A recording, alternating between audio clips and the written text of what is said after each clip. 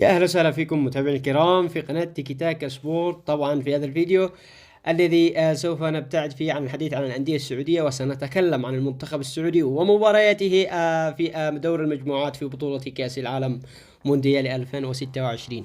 سنتحدث عن تفاصيل المباريات، التوقيت والموعد، وأيضا القنوات التي ستنقل المباريات وبعض التفاصيل الأخرى. قبل البداية أتمنى تدعم الفيديو بلايك وتشترك بالقناة وتفعل الإشعارات لكي تتواصل بكل جديد وتصلك أحداث وجميع مباريات وأخبار المنتخب السعودي في كأس العالم في البطولة القادمة.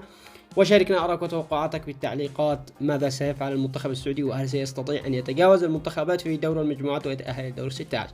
كي لا نطل عليكم فيا بنا لنبدأ.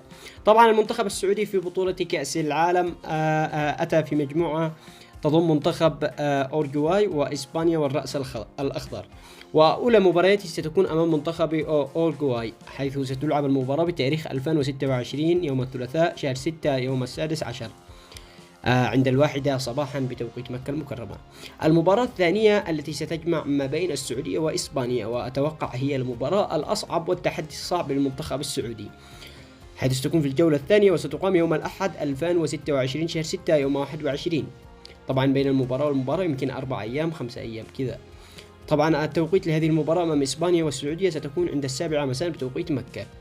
وأما المباراة الأخيرة فستكون في ختام دور المجموعات أمام الرأس الأخضر، ومن الممكن أن نقول أنها أسهل مباراة للسعودية في دور المجموعات، وإن شاء الله يعدي المنتخب السعودي ويتأهل إلى دور 16.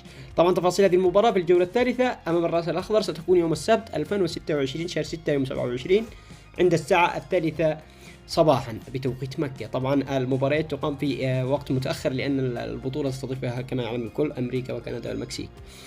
أما القنوات الناقلة فيبدو أن القنوات التي ستنقل البطولة ستكون بين سبورت، كما كانت تنقل البطولات أو النسخ الماضية. نتمنى التوفيق للمنتخب السعودي، وإن شاء الله نرى أداء وتأهل إلى أدوار متقدمة، ودمتم بأمان الله.